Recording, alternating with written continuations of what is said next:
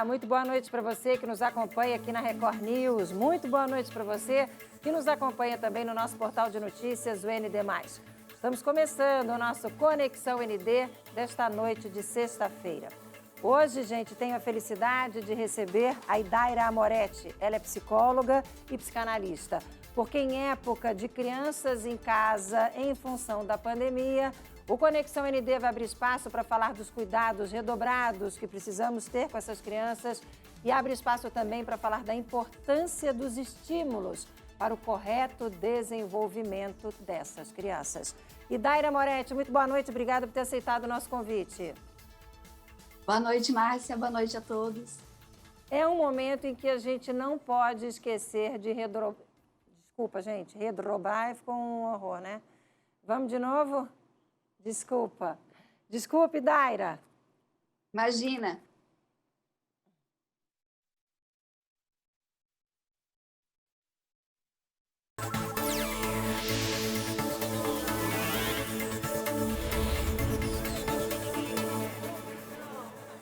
Olá, muito boa noite para você que nos acompanha aqui na nossa Record News. Muito boa noite para você que nos acompanha também no nosso portal de notícias, o ND+.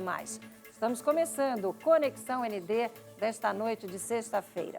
E hoje, gente, o Conexão ND abre espaço para falar sobre os cuidados redobrados necessários com as crianças, nesse momento de crianças em casa por causa da pandemia.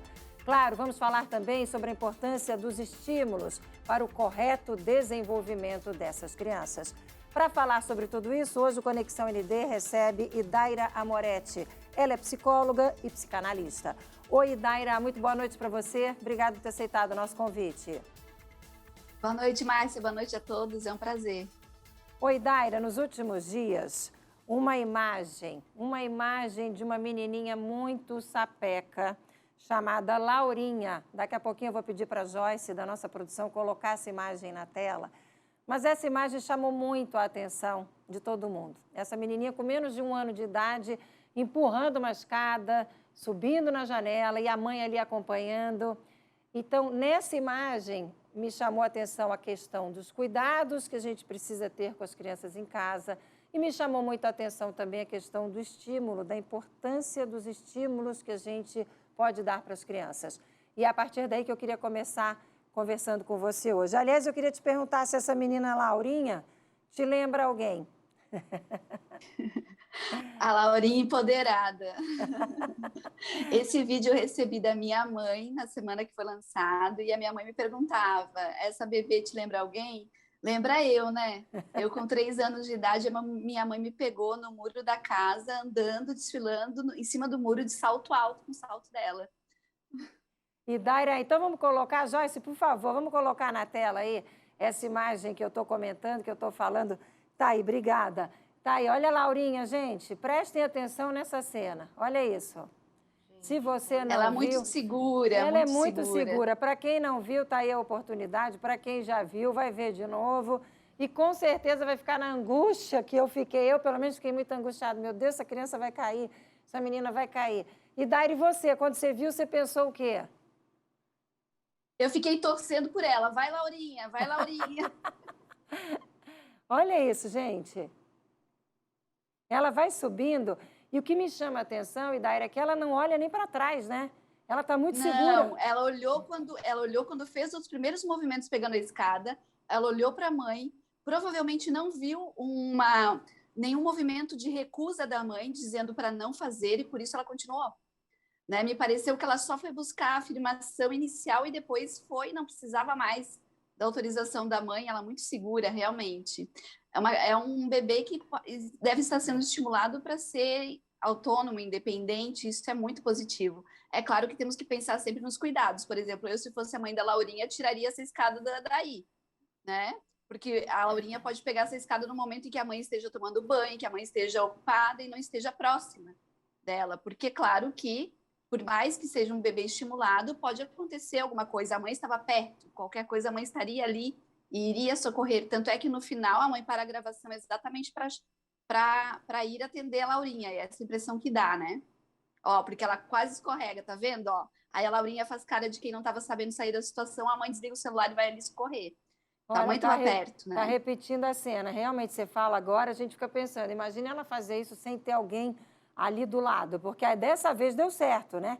Mas ela poderia estar no meio da escada e cair, bater com a cabeça na máquina de lavar, máquina de secar, não sei o que é aquela máquina Exatamente. ali. Então, Mas, se eu fosse a enfim. mãe da Laurinha, eu tiraria essa escada dali. Mas então vamos começar falando primeiro dos cuidados, Idaira. Ali a gente tem a questão de uma escada perto da janela, quer dizer, mas aí essa janela tem como é que se diz, a rede de proteção. Tem tela. Tem tela. Cuidados essenciais que você, como psicóloga, sempre alerta para quem é mamãe de primeira viagem, para quem tem filho pequeno. O que é fundamental a gente ter em casa? Cuidado com as portas também dos armários. As crianças abrem com muita facilidade portas de armários, por exemplo, dos armários da cozinha, e às vezes pegam coisas mais pesadas que estão ali embaixo, panelas, coisas assim, e podem ferir o seu pezinho, a sua mãozinha. Então, esses utensílios de segurança que se vendem de você deixar o tampo do vaso sanitário fechado, lacradinho, a geladeira, as portas, as gavetas, as portas dos armários e as tomadas são fundamentais, porque as crianças, em silêncio, especialmente rapidinho, aprontam muito fácil, muito rápido, né? Eu me lembro de quando meu filho começou a caminhar com 7 meses de idade. E um dia eu estava deitada no sofá, assistindo TV, e ele abriu a porta do armário da cozinha com 7 meses, pegou uma lata de leite condensado, veio e jogou na minha cabeça. Com 7 Ainda bem meses? que ele jogou na minha cabeça, e não no pé dele, né? Enfim, poderia ter sido um problema maior. E aí eu me antenei, nossa, ele já está andando e eu preciso lacrar todas as portas, porque ele pode abrir e pegar alguma coisa, as gavetas já tinha lacrado, porque geralmente os pais se preocupam mais com as facas. Mas outras coisas que a gente deixa embaixo dos armários também podem ser perigosas. E a criança, ela não pergunta antes, né? Ela vai se aventurando mesmo.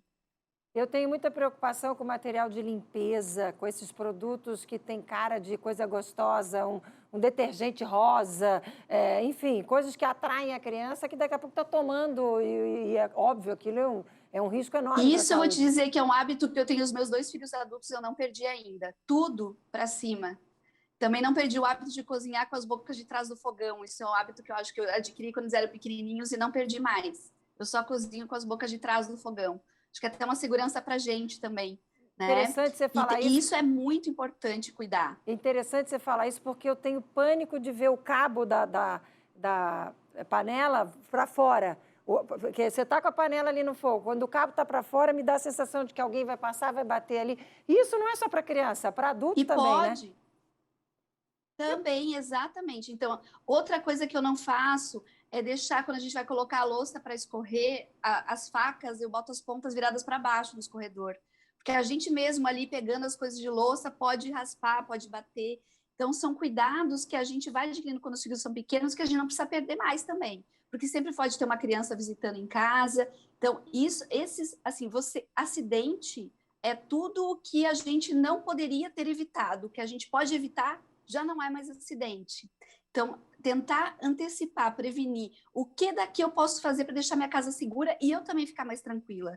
Porque se a tua casa está segura, você também não precisa ficar o tempo todo vigiando a criança 100% do tempo, porque você sabe que se ela estiver ali no quartinho dela, as tomadas estão tampadas, que nada tem de perigoso em volta dela, então você pode também dar uma relaxada dentro de casa, né? A gente falou de material de limpeza, não sei se você já falou isso no início, mas medicação também, né? Remédios em andar baixo, nem pensar nunca, né? Jamais. Eu vou te dizer assim, que isso ainda mesmo, os meus filhos sendo adultos, também não faço. E assim, tem coisas que a gente realmente deve sempre evitar. Não deixar quantidades de remédio no mesmo lugar. Nunca. Porque às vezes, especialmente essa dica para quem tem filhos adolescentes, tá? Às vezes, numa situação, o adolescente pode receber alguma influência, pode estar passando por uma situação difícil, não ter pedido ajuda para ninguém, encontra uma grande quantidade de remédio à sua disposição e aí pode gerar algo bem grave. Então, mesmo que você tenha, às vezes pessoas precisam comprar remédios controlados e compram para 3 meses, não deixa tudo no mesmo lugar, não deixa tudo guardado no mesmo lugar. Isso também é uma dica importante.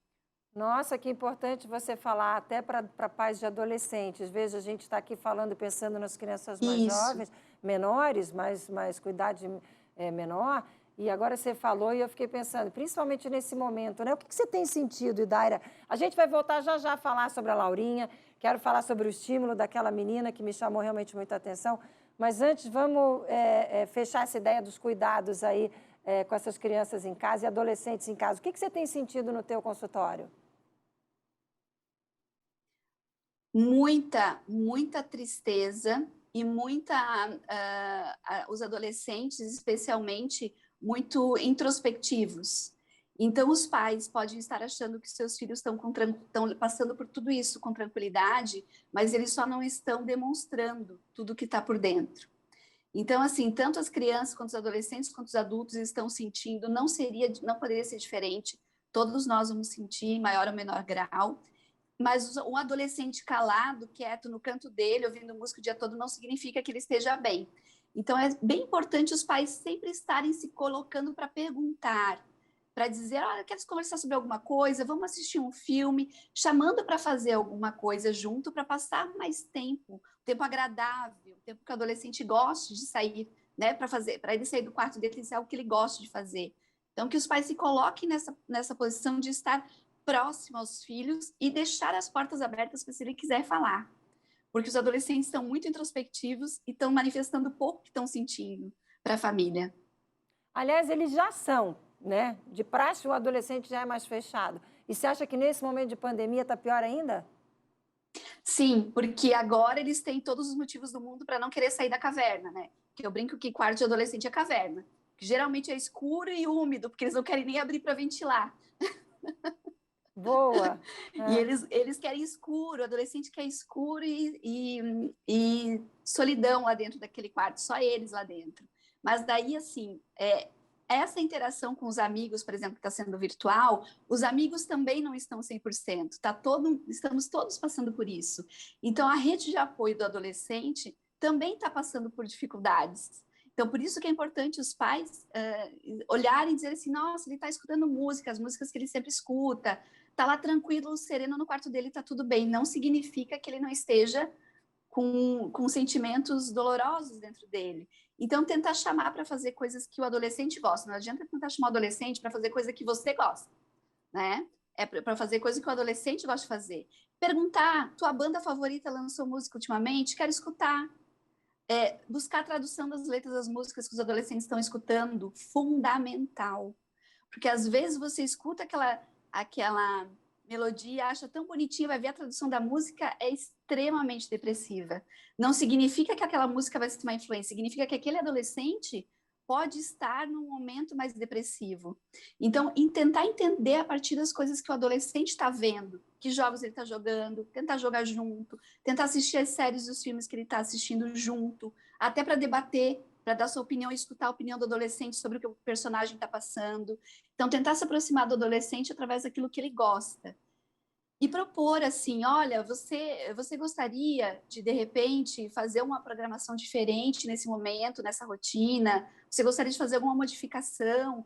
Você quer sugerir alguma coisa para nós enquanto família? O adolescente também precisa se sentir escutado, importante dentro da família, como parte integrante, como já não mais uma criança pequena que só recebe coisas prontas, né?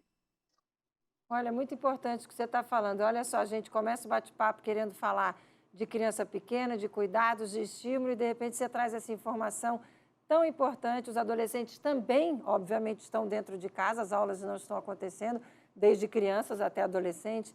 E achei muito bacana você falar também sobre o assunto que interesse ao adolescente, porque às vezes o pai e a mãe querem que a criança se adapte à situação deles, ao momento deles. E, na Tem verdade, pais que não sabem nem qual é a banda favorita do seu filho adolescente, que não sabem o que ele assiste. Né? E nós estamos falando aqui de estímulos e cuidados necessários com os adolescentes também. Não, bacana, adorei, você ampliou o leque da nossa conversa. Essas pessoas, essa gurizada está em casa também. Aliás, eles até estão provavelmente sofrendo muito mais até do que as crianças menores, né?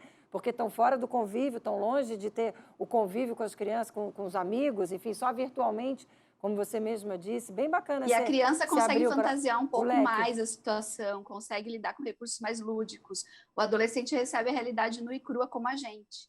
E é importante você dizer que a rede de relacionamento está toda na mesma situação. Então, se eles ficam só naquele mundinho, a cabeça de um vai acabar influenciando a cabeça do outro, e aí fica só naquela sintonia que pode ser positiva, como pode não ser, e pode ser um sinal de alerta de que o pai tem que interferir e tem que entrar para conversar. Muito bom, Idaira, muito legal você ter trazido e ampliado esse nosso bate-papo.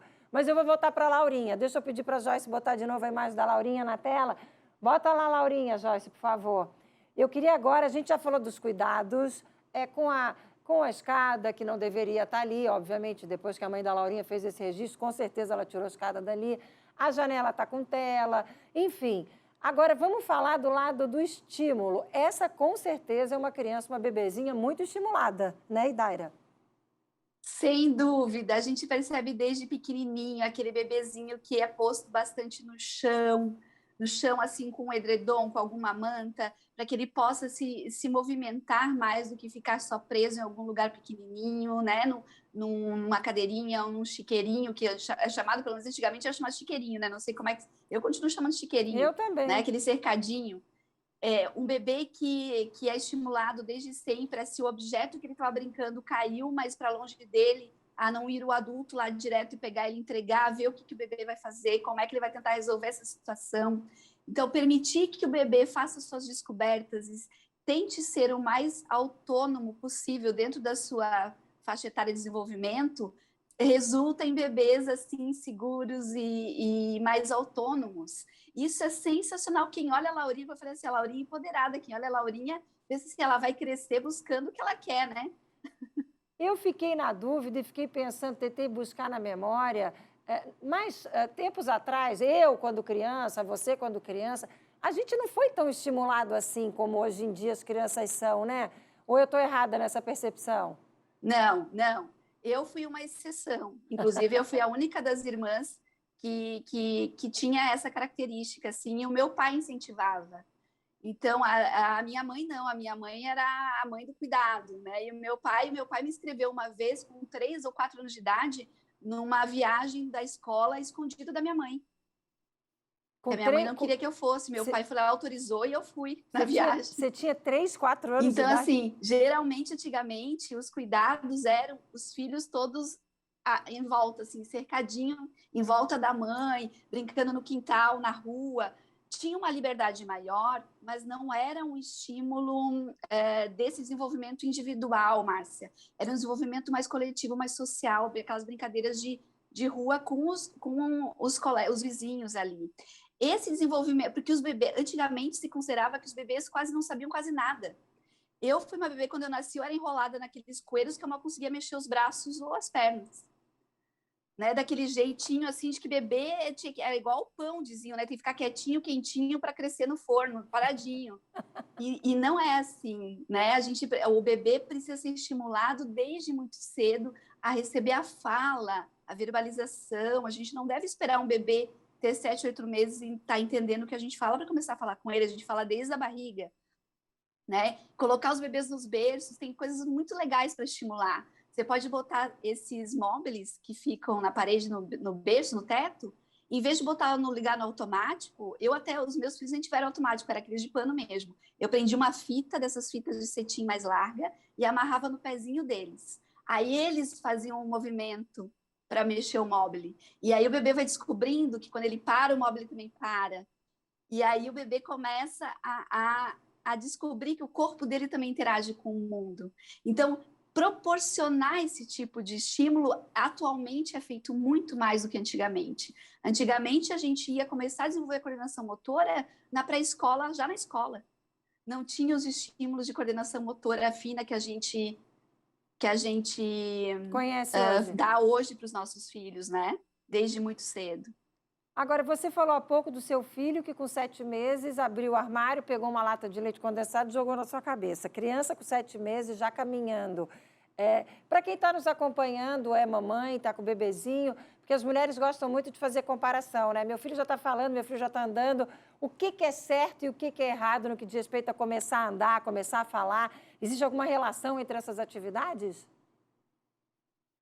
Sim, cada um tem o seu tempo, mas existe um tempo que é esperado, tá? Geralmente é esperado que a criança comece a caminhar por volta de 1 ano. Então, nessa questão, o meu filho começou a caminhar com 7 meses, mas ele foi falar muito posteriormente, até porque esse meu filho, ele é no espectro autista. Então, o desenvolvimento dele já é atípico também, né? Então, geralmente, quando um bebê começa a andar muito cedo, ele fala um pouquinho mais tarde, vice-versa. Porque, a não ser que fosse um bebê superdotado, que daí faria tudo mais cedo, mas o andar a gente espera por volta de 1 ano, então um pouquinho antes, um pouquinho depois, e a fala mais compreensível, 1 ano e meio, o bebezinho já deve estar falando palavrinhas que são compreensíveis, pequenas frasezinhas. Então, até os 2 anos de idade, essa fala tem que estar mais estruturada já, mais compreensível para as pessoas, inclusive para as pessoas que não são a mãe, né? Porque a mãe entende qualquer barulhinho do filho, a mãe sabe a redação inteira, o que aquilo significa, né? E normalmente ela diz que a primeira frase que falou, a primeira palavra que falou foi mamãe, né? Isso é fato, isso toda mãe fala. Nenhuma mãe admite que falou Não, o meu papai. filho falou ai, ai, ai, que ele caiu e se machucou. A primeira coisa que ele falou que deu para entender foi ai, ai, ai. Sério? Olha, a minha falou mamãe, eu acho que foi mamãe. Então quer dizer que eu não sabia dessa relação. Mas a minha segunda filha, sim, foi mamãe.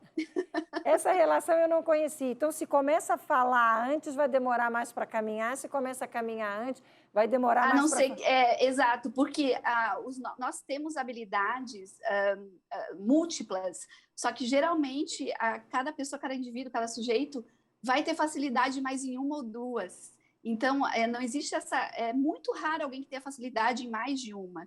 Então, geralmente, para um bebê caminhar um pouco mais cedo do que era a média esperada, ele precisou fazer um esforço naquela área e deixou um pouquinho de estimular as outras áreas.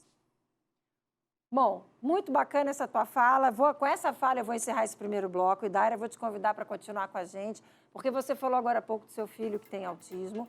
Dia 2 de abril é Dia Mundial do Autismo. Agora, no próximo domingo, dia 21, é Dia Internacional da Síndrome de Down.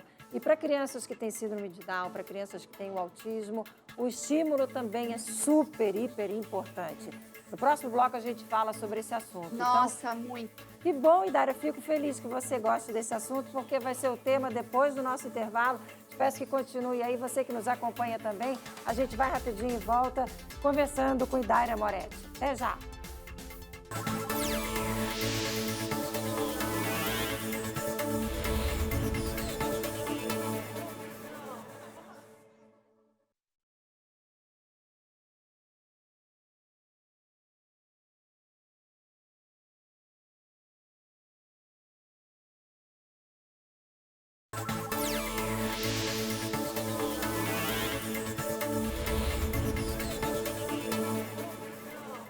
Estamos de volta com o nosso Conexão ND desta noite de sexta-feira. Muito obrigada a você que nos acompanha aqui na nossa Record News. Muito obrigada a você que também nos acompanha no nosso portal de notícias, o ND+. Hoje a gente recebe a psicóloga e psicanalista Idara Moretti e a gente está falando sobre a importância do estímulo para o desenvolvimento correto das crianças. Agora, no próximo domingo, dia 21, é o Dia Internacional da Síndrome de Down. Dia 2 de abril é o Dia Mundial do Autismo, conscientização do autismo. A Idara Moretti, psicóloga, tem um filho autista. E a gente vai falar sobre esse assunto agora, sobre a importância do estímulo também para crianças que têm essas deficiências. Idara, não interessa se a criança tem ou não tem deficiência, não interessa que criança é essa. O importante é o estímulo sempre desde a barriga, né? Exatamente. Eu costumo dizer para as pessoas assim, o meu filho, entre outras coisas, é autista. Essas, entre outras coisas, fazem toda a diferença. Olhar cada filho, cada pessoa como um sujeito, como um indivíduo, e que necessita, assim, de estímulo. Eu sempre digo para os pais de qualquer criança que chega no meu consultório, para mim, independente de diagnóstico, toda criança, todo adolescente tem o horizonte inteiro à sua frente. E eu aposto no desenvolvimento integral daquela criança, daquele adolescente, independente de qual seja o CID, de qual seja a dificuldade que essa criança vem trazendo. A busca pela autonomia sempre. Sempre, porque nós não somos eternos. Né? Acho que das primeiras coisas que os pais pensam sobre isso é O que vai ser do meu filho quando eu não estiver mais aqui? Nós não temos no Brasil uma política pública que ampare essas famílias, nem agora nem depois. Por enquanto, não. Então, é muito importante a busca que esse filho, essa filha, cresça com a maior autonomia e independência possível, por amor a eles. É muito reconfortante para os pais, Márcia, sentirem que eles estão fazendo o possível, que eles dão conta das dificuldades do seu filho, que eles conseguem auxiliar, mas é muito importante olharmos para a necessidade de que, porque esse indivíduo, esse sujeito, essa criança, adolescente vai virar um adulto. O meu filho hoje é adulto, ele tem 19 anos, né? E é importante que tenha olhado, passa muito rápido, olhar desde cedo, desde bebê, que esse bebê vai se tornar um adulto que vai continuar tendo aquela deficiência. Essa deficiência não vai ser resolvida ao longo do caminho, né? Então, a gente precisa entender o que é, como é a melhor forma de um adulto com síndrome de Down, com TEA, transtorno do espectro autista, estar inserido na sociedade e com ele mesmo. E qual é a rede de apoio que existe para isso? Hoje, o que a gente tem disponível, principalmente na rede pública, por exemplo? Hoje nós temos os CRAS, que são instituições que estão em cada município. Temos, no caso do autismo, a AMA, que também é um apoio muito importante para as famílias. Aqui na nossa região da Grande Florianópolis, para atender todas as deficiências que se possa imaginar, a Fundação Catarinense de Educação Especial faz um trabalho sensacional. Inclusive, mantém o trabalho remoto agora durante o período da pandemia. É um trabalho de estímulo precoce, é um trabalho de orientação para as famílias de para onde eu levo, o que eu preciso, que tipo de profissionais meu filho precisa, encaminhamentos todos para a rede pública, inclusive avaliação. Na Fundação Catarinense de Educação Especial é feita avaliação multidisciplinar para um diagnóstico tão difícil como o do autismo geralmente é, especialmente os autismos que são chamados de mais leves, é muito difícil o diagnóstico. Às vezes um profissional diz uma coisa, outro diz outra, e lá você passa, né, de maneira gratuita, é um trabalho público, por uma rede de profissionais que vão oferecer esse diagnóstico. Também, nas outras deficiências, o atendimento desde cedo até a fase adulta. Eles acompanham com programas de orientação profissional, de inserção no mercado de trabalho, de treinamentos variados. Então, é um trabalho que é muito... Olha, eu sou fã do trabalho que a Fundação Catarinense de Educação Especial faz e do trabalho que a AMA faz também aqui na nossa região. Agora, Idaira, a questão do medo dos pais, porque todo pai tem muita preocupação, muita superproteção com o filho. Nesse caso específico de uma criança que tem deficiência, a gente às vezes acaba vendo situações em que o pai fica mais superprotetor ainda, com medo de tudo, com medo que se machuque, com medo que não consiga fazer essa ou aquela outra tarefa. Como é que a gente lida com esse medo dos pais para evitar que esse medo também passe para os filhos e atrapalhe esse desenvolvimento? Sim, porque toda vez que o filho vai tentar subir em algum lugar, fazer alguma coisa, se os pais dizem, cuidado, não faz isso, você vai cair, você vai se machucar, passa a mensagem para a criança de que o mundo todo é muito mais perigoso do que é na verdade. Que se a criança fizer aquele movimento com cautela, com segurança, pode dar certo. E ele precisa experimentar também, né? Então, eu sempre digo para os pais o seguinte, tudo que você faz por um filho que ele poderia fazer sozinho é superproteção. E superproteção não é bom. Nada em excesso é bom. Amor em excesso não é bom. Água em excesso não é bom. Nada em excesso é bom. Então, se você permitir acompanhar ali ao lado e ver que o seu filho... Por que amarrar o cadarço do seu filho se ele pode tentar fazer sozinho? Aí, depois que ele tentou de novo, você orientou. Quem sabe faz assim, quem sabe faz assado. Se ele não conseguiu, aí sim você faz. Mas primeiro, deixa ele experimentar. E um dia depois do outro, porque ele pode não conseguir hoje, mas pode conseguir amanhã. Bom, então, o que eu vejo muito é os pais, por exemplo, comprando sapatos e tênis para os filhos que não precisam em cadarço. Mas isso, você vê isso em qualquer situação, com crianças que têm deficiência e crianças que não têm deficiência, você vê essa superproteção? Sim, sim, mas as crianças que têm deficiência é um pouquinho maior, porque os pais percebem também, Márcia, que infelizmente há muito preconceito ainda. Então, os pais enxergam o olhar das pessoas para o seu filho, e os pais têm a tendência de se doerem logicamente muito com isso e já tentarem evitar. Então, qualquer tipo de constrangimento. Então, se meu filho não sabe amarrar um cadarço, eu vou comprar um tênis que não precisa amarrar, porque se desamarrar na escola, ele não vai precisar pedir para alguém amarrar e passar por esse constrangimento. Só que, ao mesmo tempo, se a criança não passar por essa dificuldade, ela nunca vai enxergar a necessidade de aprender a amarrar. Então, é importante dosar isso. O cuidado e a proteção, ok. Super proteção, nunca. Então, o que o seu filho pode fazer sozinho é muito importante permitir que ele faça, mesmo que seja do jeitinho dele. Até porque você prejudica o desenvolvimento e você pode criar fobia na criança, né? E no adolescente. Você pode passar esse seu medo e acabar provocando esse seu medo na criança também ou no adolescente também, né? Sem dúvida, sem dúvida. O que você pode dizer com relação ao ensino esse ano de pandemia?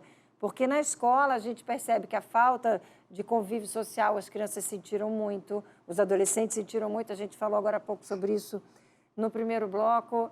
Para as crianças com deficiência, o que mudou, como é que foi? Porque como é que foi trabalhar em casa com elas? Como é que foi, por exemplo, com seu filho? Como é que foi acompanhar a parte educacional dele, virtual, por exemplo? O meu filho já está na faculdade, né? E aí ele iria iniciar a faculdade exatamente no ano passado, no ano da pandemia. Então ele tentou no primeiro semestre, não se adaptou no online, foi difícil para ele. E nós decidimos em conjunto que ele iria trancar a faculdade e esperar voltar às aulas presenciais, porque para ele não era produtivo a aula online. No caso dele foi possível porque era graduação. Mas nos casos dos alunos que estão em ensino regular, que não podem fazer essa escolha, é muito importante conversar com a escola e a escola ajudar essa família a enxergar cada caso individualmente.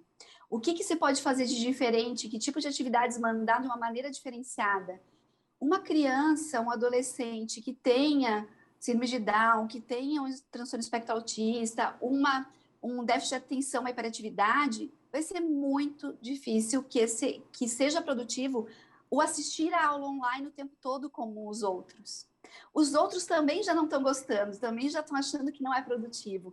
Então, um olhar de gentileza para todas as nossas crianças, nossos adolescentes, gente. É claro que as próprias crianças, os próprios adolescentes, Márcia, agora eu vejo no consultório, estão dando muito mais valor para o aprendizado, eles estão valorizando muito mais a escola do que antes. Eles estão desejantes de voltar a como era, eles estão entendendo o quanto é ruim ficar sem aprender. Então, isso está causando desejo neles. E eles podem ir buscando, eu trabalho muito isso em consultório, cada um a sua maneira de tentar conseguir aprender um pouquinho mais do que está sendo possível no modo online, porque realmente para eles é uma mudança muito grande, não está sendo tão produtivo quanto presencial, mas cada um fazendo a sua parte. Eu vejo as escolas com um movimento de um olhar, tentando auxiliar, sim. Os pais, as mães são guerreiros, né, Márcia? Fazendo o trabalho home office, mais ajudando os filhos na aula online. Então, todo mundo entendendo que desse jeitinho não dá, que está padronizado para a turma toda, então eu vou tentar, o meu filho pode tentar fazer desse outro jeito. Vamos abrir exceções, fazer de forma mais flexível, para ser o mais leve possível para todo mundo esse processo. Interessante você comentar essa vontade das crianças de estudar, essa vontade de querer voltar para a escola. Essa semana o Marcos Cardoso, um colunista nosso aqui do nosso Grupo ND, fez uma observação na coluna que eu achei muito interessante. Ele disse, antigamente, tempos atrás, a gente via pais querendo direito de ensinar em casa, né? É uma polêmica, existe esse movimento de pais que não querem as crianças na escola. Mas hoje a gente vê muito mais o movimento de pais querendo as crianças na escola. Então, quer dizer, é um momento completamente diferente. E as crianças antes diziam para mim no consultório, devia ser o contrário, Dária, a gente devia ir para a escola segunda, sábado e domingo e ficar de segunda a sexta em casa. Agora ninguém mais quer isso. Todo mundo quer voltar para a escola, as crianças estão compreendendo o como é melhor, o como é mais saudável, como os objetivos nos impulsionam para frente, sabe? Eu acho que vai ter um entendimento diferente das crianças e dos adolescentes em relação ao ensino depois disso. Eles vão entender que o ensino é deles, é para eles, que não é que estão recebendo pronto, eles não vão mais aceitar isso como uma obrigação. Eles vão aceitar, eu acho que eles vão entender agora como um desejo individual, sabe? De ir atrás das suas coisas. Pelo menos eu estou trabalhando muito isso com as crianças e os pacientes que estão, né, sobre os meus cuidados profissionais, para que desenvolvam isso mesmo, para que eles tomem posse disso como um desejo deles. Você acha que o prejuízo educacional é muito grande? Foi muito grande? Está sendo muito grande? É muito grande, especialmente duas faixas etárias, Márcia. A alfabetização e a virada do 9º ano para o ensino médio. São as duas faixas etárias que, na minha observação cotidiana durante esse ano, tiveram os maiores prejuízos. O momento da alfabetização, onde se rompe essa aula presencial e esse receber de uma professora que já está habilitada a trabalhar com alfabetização, todo um olhar diferenciado, toda uma técnica diferenciada, fez muita diferença, sabe? Muitos pais estão tendo que buscar reforço escolar para as crianças na fase de alfabetização e para os adolescentes na virada para o ensino médio, onde começa um outro tipo de conteúdo. São duas viradas na educação que a gente tem muito grandes. E foi o que eu observei, os maiores prejuízos educacionais nessas duas faixas etárias. Mas todos tiveram, tá? Eu não conheço uma criança ou um adolescente que tenha assim, a avaliação de que aprendeu como aprendia nos outros anos, de que foi um rendimento satisfatório. Não conheço. E as queixas do seu consultório mudaram muito? Ou tem alguma coisa muito significativa agora? Tem alguma coisa que você diria assim, eu vejo em comum esse viés, eu vejo em comum esse problema? Sim, mudaram muito. Uma coisa que eu sempre disse, Márcia, é que o assunto mais difícil para qualquer ser humano, de qualquer idade, encarar é a morte.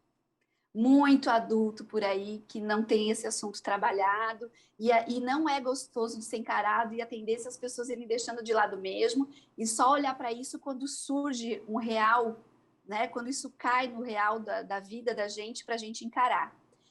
E todas as pessoas que estão buscando atendimento psicológico nesse momento, de qualquer faixa etária, trazem esse assunto em algum momento. O tentar compreender e tentar entender e tentar aceitar que somos mortais de verdade, e trazer isso de um jeito mais leve, sem ser medo, sem ser pânico, com entendimento mais tranquilo sobre essa questão da morte, está auxiliando muito as pessoas a passarem por esse momento de pandemia, porque é o que se escuta o tempo todo, risco de morte o tempo todo. É o que se escuta. Então, faz necessário trabalhar isso para que a gente possa continuar vivendo. Porque se a gente for parar para pensar, ninguém tem garantia de nada. Ninguém sabe quando vai morrer. Mas se a gente pensar nisso o tempo todo, não se vive. Então, também temos que ter o entendimento, como eu digo para os meus pacientes, de que a gente vai morrer um dia só na vida. Não adianta passar a vida toda pensando nesse um dia. Né? De que vai adiantar você gastar a sua vida toda preocupado com um dia? Uma coisa que vai acontecer uma vez apenas. Só que para isso é preciso ter um entendimento, toda uma internalização, para que esse entendimento seja mais tranquilo e possa ser mais suave. E esse tema possa ser ultrapassado, então, para que a gente trabalhe e pense na vida. Porque, de fato, né, Márcia, se não tivesse os dias de chuva, a gente não daria valor para os dias de sol. Então, né, como eu já disse, Freud, a pulsão de vida e a pulsão de morte estão ali juntas, e é importante a gente trabalhar sobre isso. E esse é um assunto que todo mundo fugia e agora todo mundo está trazendo para o consultório. Nossa, super importante essa sua fala. E como é que a gente lida e orienta as crianças e adolescentes com relação ao medo? Não só com relação à morte, essa sua fala é importantíssima, mas com relação ao medo, o medo de morrer, o medo de perder alguém. Porque quem tem o diagnóstico da doença, eu tive a doença, eu tive Covid.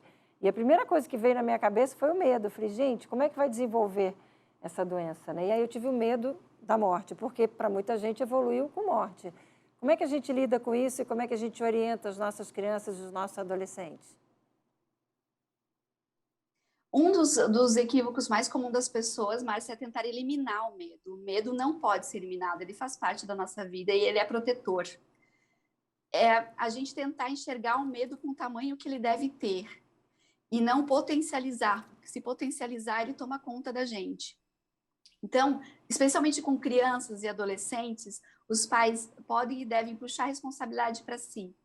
Eu sempre digo para os meus pacientezinhos assim, os teus pais, mesmo antes de vocês nascerem, eles já tomavam conta de si mesmos, eles sabem se cuidar e sabem cuidar de vocês também. Porque as crianças e adolescentes não têm ainda instrumentalização suficiente para serem autônomos plenamente, para serem responsáveis e darem conta de, ok, eu estou protegido por mim mesmo. Eles precisam se sentir protegidos pelos adultos, né? E os adultos também buscarem dentro de si isso. Nós já sabemos, já conhecemos muito sobre a doença agora. Agora nós sabemos muito de como nos cuidarmos. Eu estou fazendo tudo o que eu posso, do melhor jeito que eu consigo. Não estou baixando a guarda em relação aos cuidados. E isso é uma arma contra o medo crescente, para que o medo não extrapole o tamanho que ele deveria ter. Então, a gente tem que trazer dados de realidade para essa pessoa, para essa criança, para esse adulto, para esse adolescente que está com medo muito aumentado, de que existe, sim, uma situação em que ninguém gostaria de estar passando e que é um risco para todo mundo, mas nós já temos algumas munições muito importantes para combater. E tem muitas pessoas também que estão conseguindo fazer movimentos de vida diferentes para ficarem mais protegidos em casa. Quem puder fazer isso, faça, mas não precisa fazer por pânico, é por cuidado, por precaução. Então, não deixar que os movimentos sejam feitos alimentando o medo, e sim a precaução, o cuidado. Valorizando a vida, né? Sem dúvida, valorizando a vida, porque é para isso exatamente que a gente está aqui, né? Para desfrutar da vida, né? Coisa boa. E Daira Moretti, sempre um prazer conversar com você. Nosso bate-papo no SC no Ar foi uma delícia, a gente teve um retorno super bacana. E hoje tenho certeza que a gente está fazendo a diferença na vida de quem nos acompanha aqui no nosso Conexão ND, que é sempre o meu maior desafio, levar entrevistas, levar depoimentos de pessoas que possam fazer a diferença na vida de quem nos acompanha. Quer mandar uma mensagem para o nosso público rapidinho? Que bom, fico muito feliz. Manda uma mensagem aí para a gente fechar. Dá um tchau aí, Esse é o uma meu boa desejo noite. também, levar sementes de reflexão, sementes que possam auxiliar de alguma forma. Esse é o meu desejo de vida no meu trabalho e em tudo.